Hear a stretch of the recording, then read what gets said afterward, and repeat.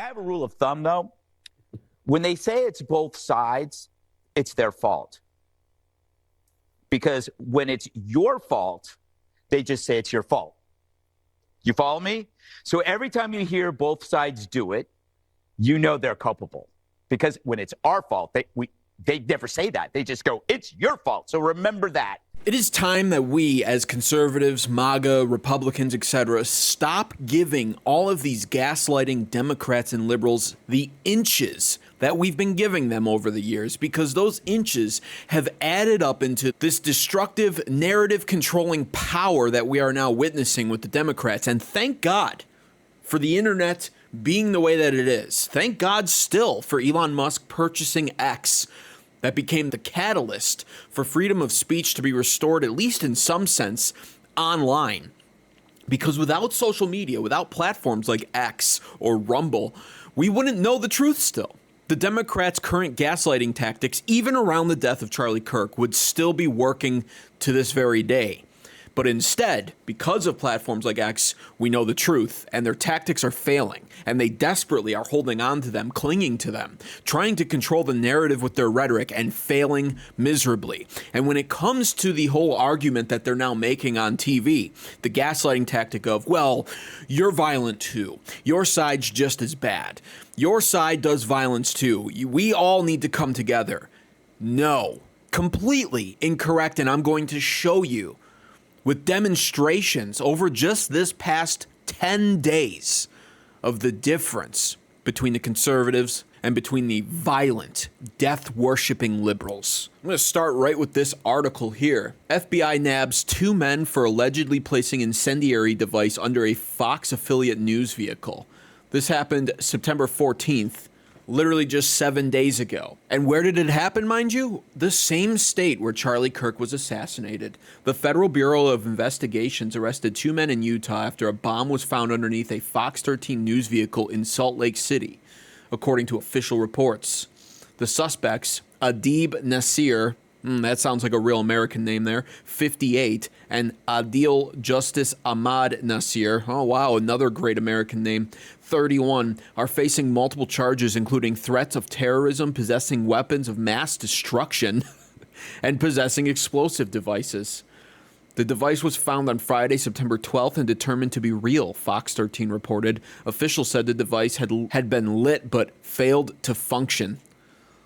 The Salt Lake City Police Bomb Squad and Unified Fire Authority Arson Bomb Squad located the device under a Fox 13 news vehicle that was parked next to an occupied building. Investigators traced the device back to a home near 2700 South and 8500 West in Magna, where both suspects were said to be living. Federal agents then served a search warrant on the property with the Salt Lake City Bomb Squad, ensuring the home was safe to enter. Inside, officers found 2 hoax weapons of mass destruction, 2 firearms, bomb-making equipment, and illegal drugs. Nearby homes in the neighborhood had to be evacuated as authorities searched the area. Now, curiously, look at that sign, look at that little flag banner thing hanging over the suspect's home. Let's go taco.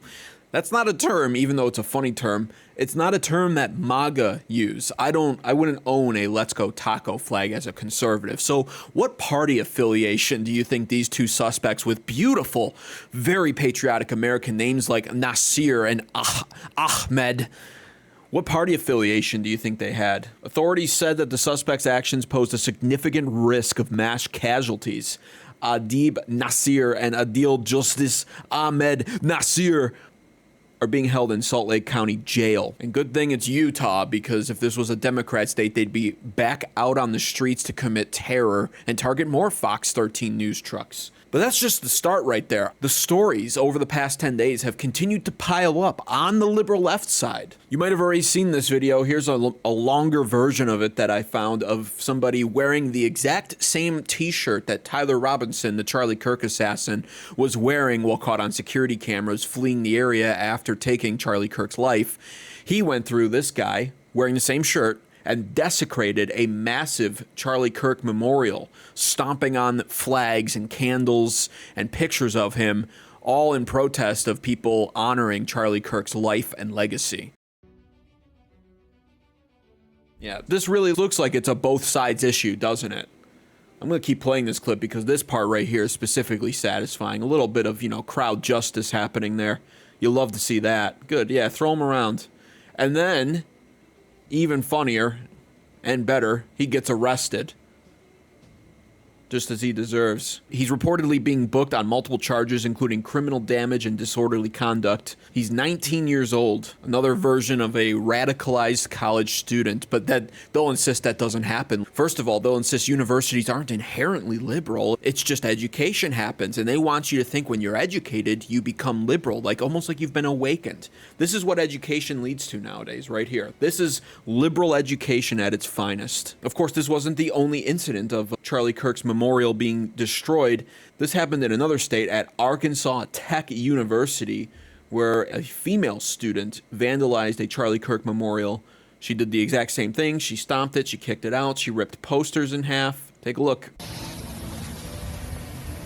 He lived as he died, promoting violence. Report all you want. Well, are you? No, look at this shit. Check it out. Look at this shit. Fuck overreacting bullshit. Fuck Charlie Kirk. Fuck Charlie Kirk. She's also facing some dire consequences for these actions, thank God. After this incident went viral on social media, she was fired from her job and also simultaneously kicked out of the house that she was living in. She's now reportedly online begging for money because she doesn't know what to do. She's homeless with no job. And, that's just justice. Now, the liberals, of course, cry about this. Apparently, according to liberals, this is freedom of expression and freedom of speech on display by this disgusting human being, and she should face no consequences. It's funny how the script has been totally flipped nowadays, where the liberals seem to have become the freedom of speech absolutionists. Nothing should be able to stand in the way of freedom of speech now, according to liberals, now that they're the ones facing accountability for their actions, of course. And we're, the conservatives, proudly embracing the accountability culture, aka the cancel culture that they touted off for so many years and used against conservatives. But now that the liberals are on the receiving end of it, they're crying foul play. It's absolutely hilarious. Everything about the Liberal Party is just pure irony.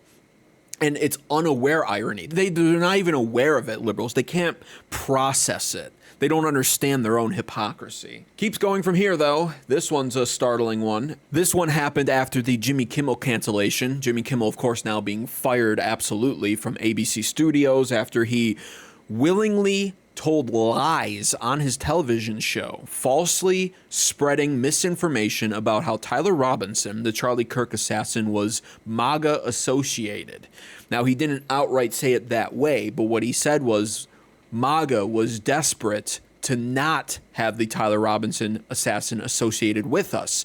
And the fact of the matter is, when this shooting first happened, liberals were flooding social media immediately, trying to tell everyone he was raised by conservative parents in a Mormon household in a conservative state, Utah. Therefore, he must be conservative. They were trying to associate him with Nick Fuentes, calling him a groyper. They were spreading this like wildfire on social media. Meanwhile, all of the evidence was coming out at the same time to the contrary. The bullets being edged with Antifa propaganda and disgusting transgender quotes, etc.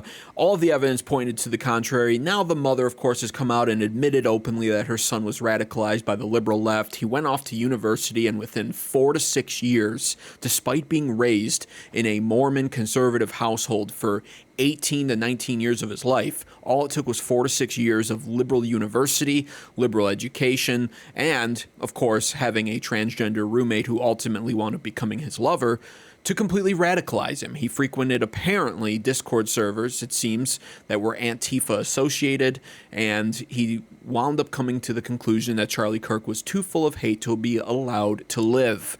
And so Jimmy Kimmel, seeking to just keep that narrative up despite all the evidence being out there already, did what he did, and he's canceled now, and people are mad about it. So you have this article right here. New York Times. Man charged after a drive-by shooting at local ABC station in Sacramento.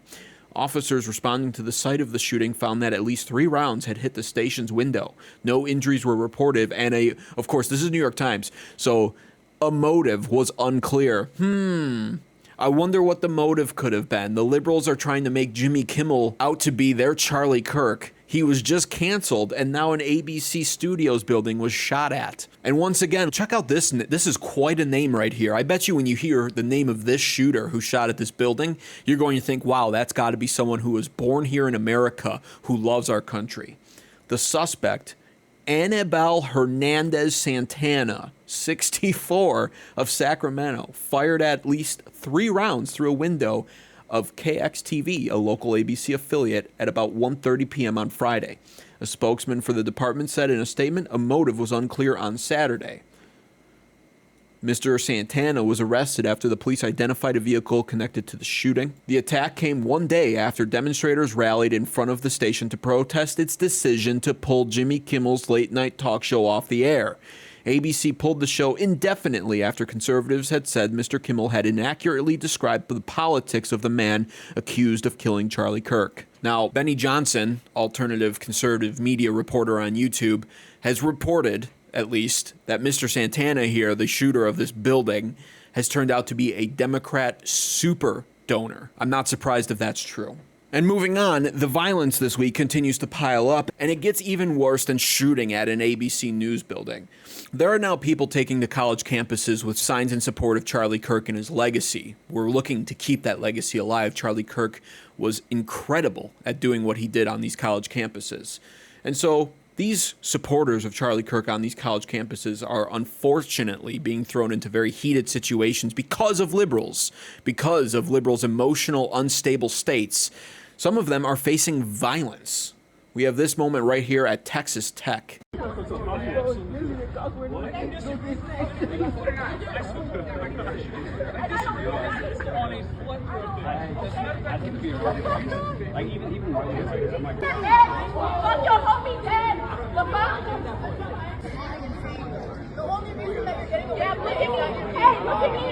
at me, everybody. Look at me.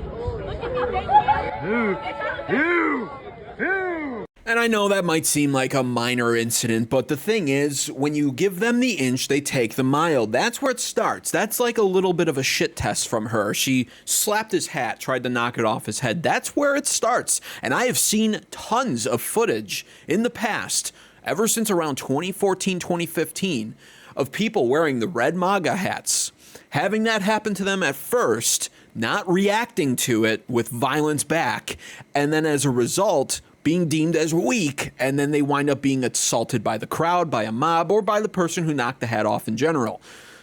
So thankfully, with the police officers, of course, standing by, yes, that's a violation of personal space, and it is technically an assault. She was so desperate for everyone to look at her, they wound up looking at her as she wound up getting arrested for this. And she's sitting in county jail in Texas. She'll also likely face expulsion from Texas Tech for this incident as well. And again, the level of not only intolerance, but the desire for violence just continues to manifest itself on the liberal left. And I gotta say this, if you're someone who is sick and tired of this, well, it's both sides are violent, the conservatives need to fix themselves too. If you're sick of hearing that like I am, and you refuse to give them an inch on that like I do, then be sure to subscribe right now to American Advocates for more content like this. However, if you're the kind of person that enjoyed watching Jimmy Kimmel every single night with your transgender boyfriend and thought Jimmy Kimmel was the funniest late night talk show host ever, and you're outraged at his cancellation and firing, and you think that Tyler Robinson was a MAGA conservative Republican who shot Charlie Kirk,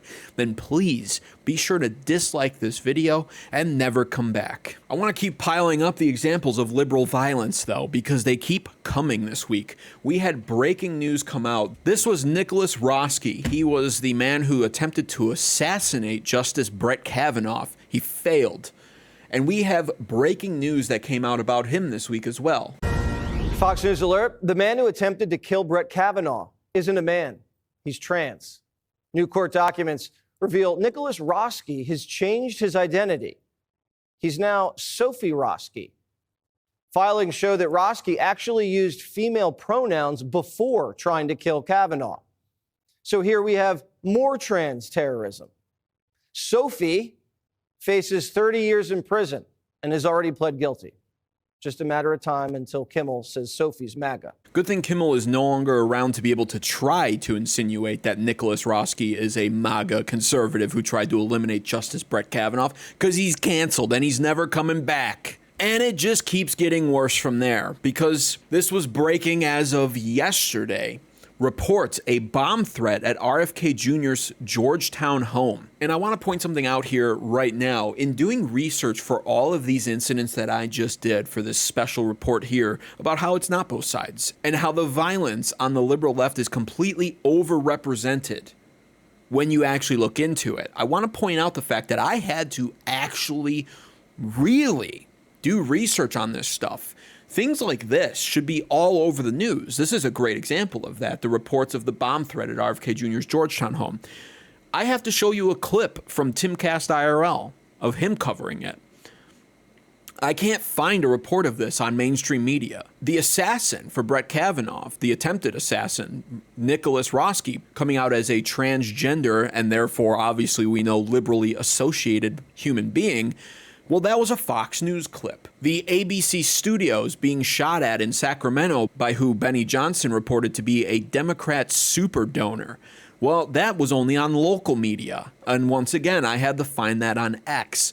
These are being deliberately underreported and underrepresented by the mainstream media, all of these stories, because they don't want people to wake up and realize that liberals are the party of violence. So keep that in mind and take a look at this report of RFK Jr.'s home now being under threat from a bomb. Newsmax, report of a bomb threat at RFK Jr.'s Georgetown home.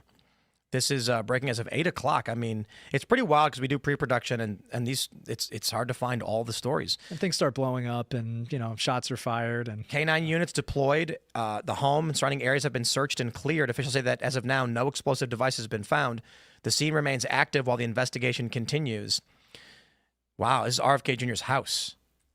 Far be it for me to be like, hey, look, this proves that I was right, but this is what I was saying Civil War in the modern era would look like. We are going to see a bunch of stories like bomb threats, shootings, red alerts, false alarms. I would say this is definitely like a Bleeding Kansas thing. I'm not saying we're in Civil War. I'm saying this is definitely Bleeding Kansas level violence. And so there you go. I have to literally pull up Tim Pool to literally be able to find any reporting on RFK Jr.'s home being under threat from a bomb. And what I want to do to end this video is leave you with my final thoughts on this by drawing a comparison. Remember when George Floyd died of an overdose and how people thought that he died because of police brutality and they severely protested in the streets? Those protests, of course, turned into absolute violent riots.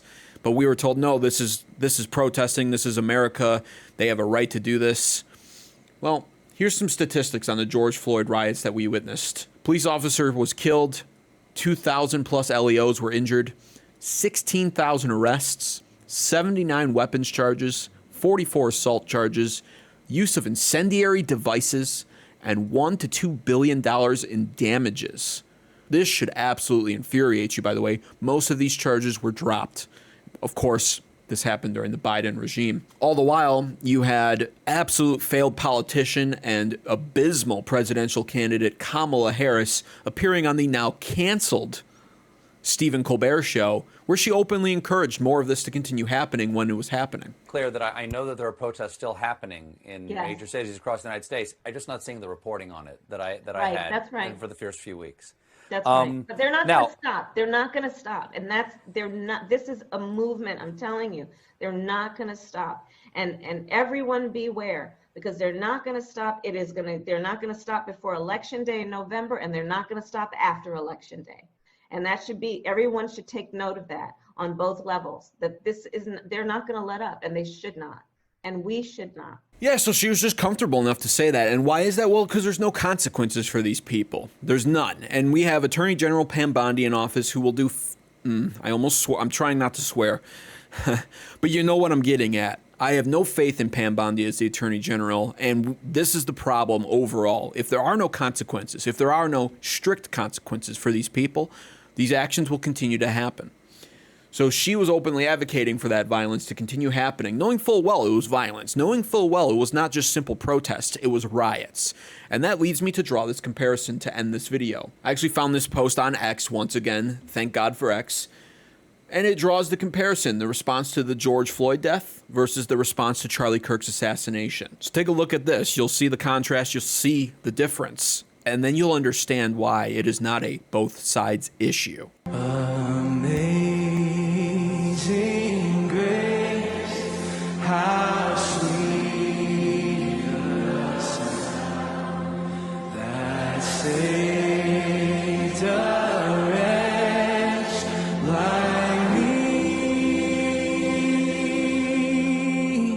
I